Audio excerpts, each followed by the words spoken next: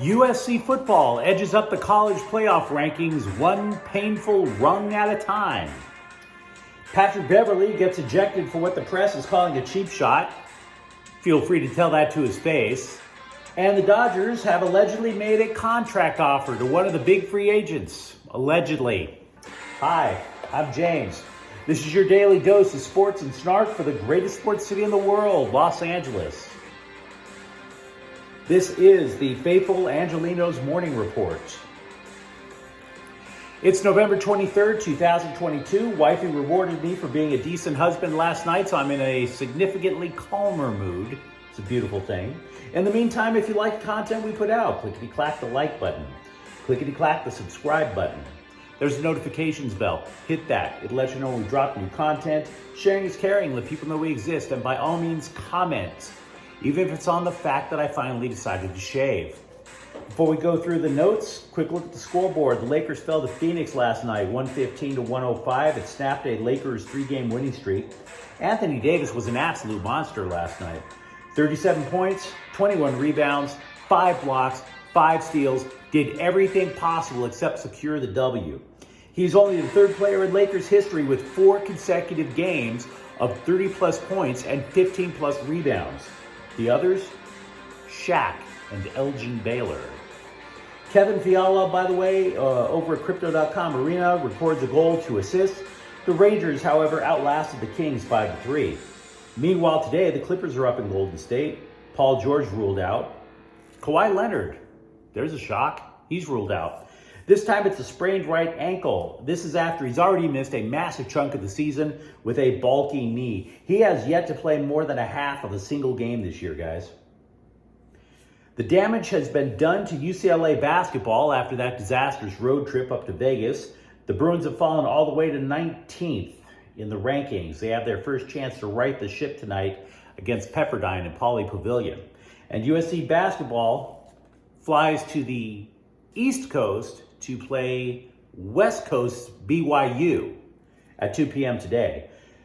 What are you going to say about college basketball scheduling, guys? After this tournament, where you're flying to the East Coast to play the West Coast, then you start the Pac-12 conference schedule. Who's to say?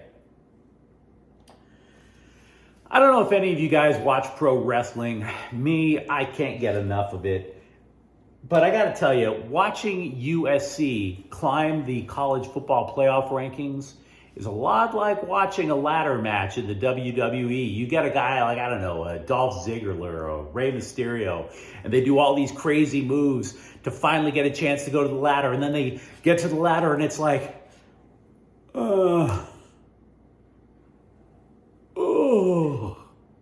just like a half an hour to climb 4 rungs.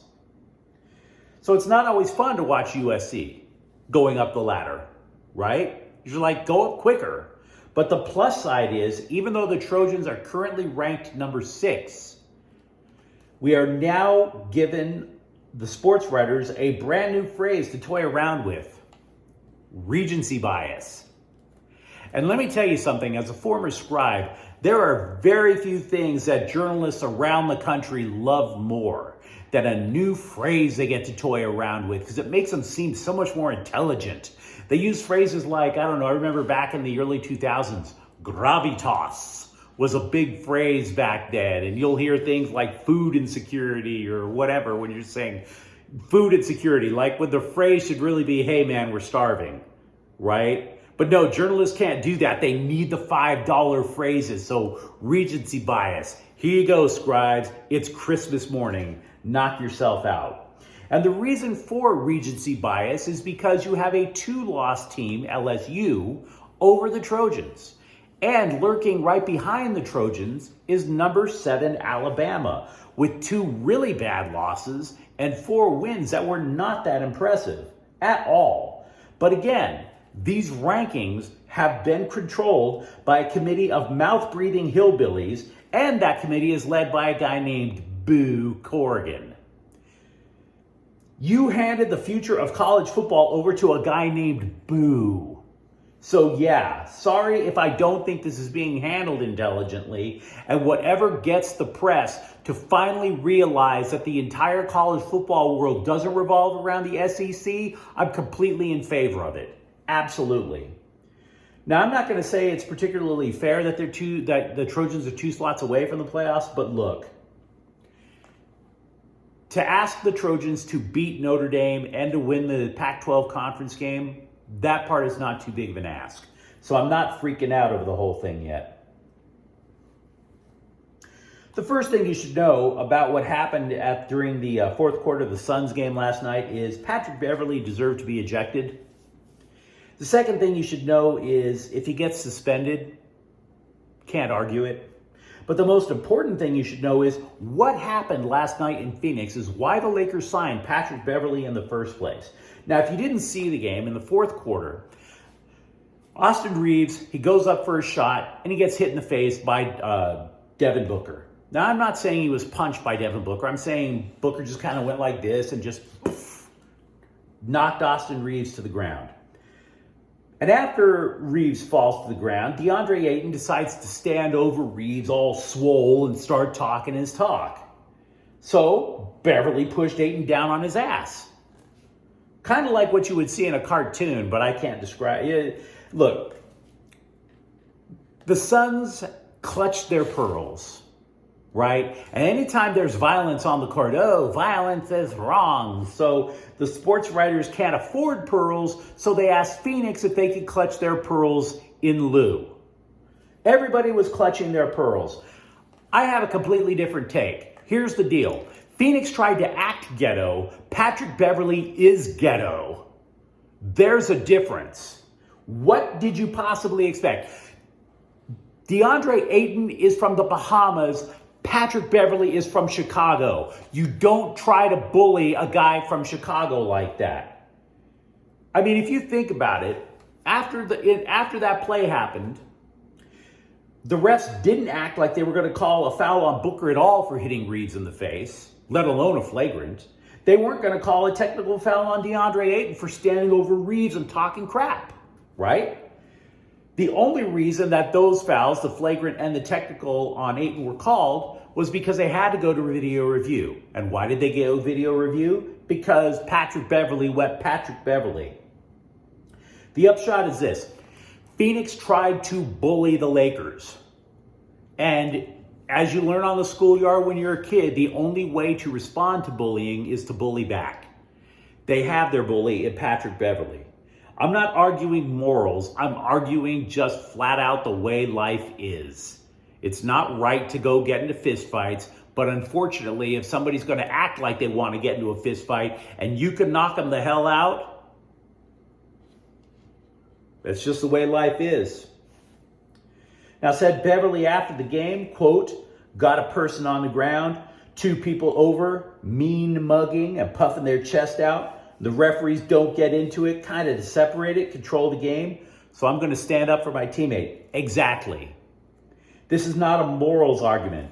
I'm saying you don't act stupid in front of Patrick Beverley, particularly when you ain't as swole or ain't as tough as Patrick Beverley.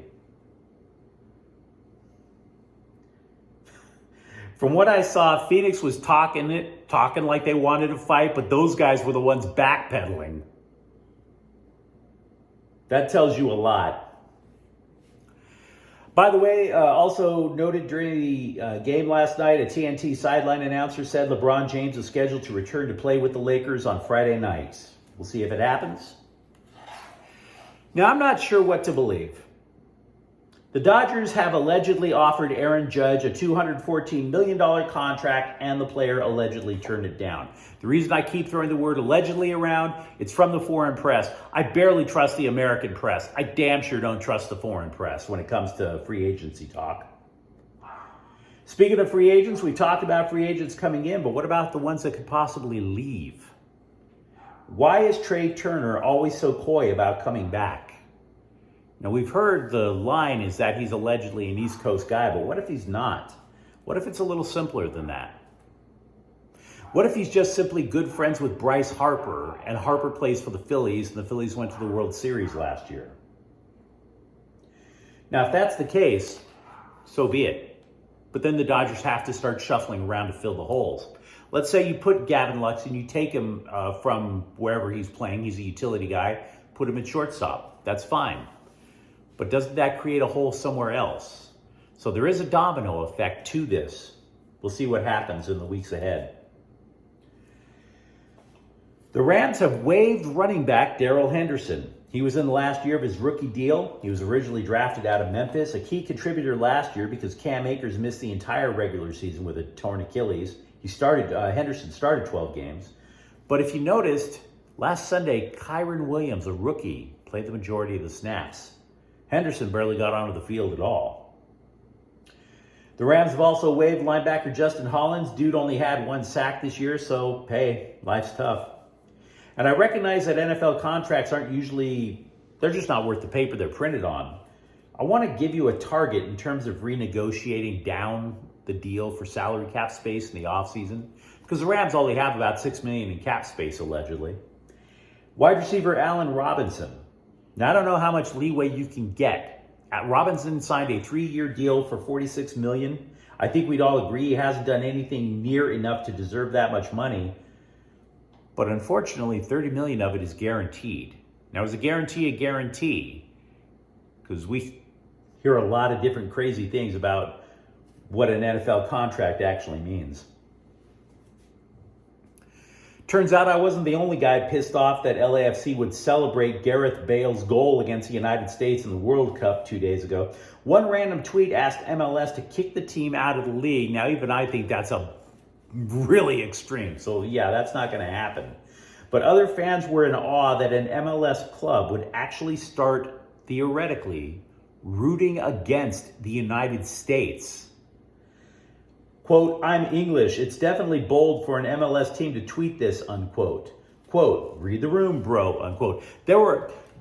People were referring to LAFC as a garbage club. Now, I don't know necessarily if they already had a team that they were rooting for. So I can't say for sure that one dopey tweet is going to cause major damage to the black and gold. But they damn sure didn't help themselves. That was a dumb thing to tweet. The Galaxy have allegedly lost midfielder Victor Vasquez to Toronto FC, something called the Re-Entry Stage 2 Draft.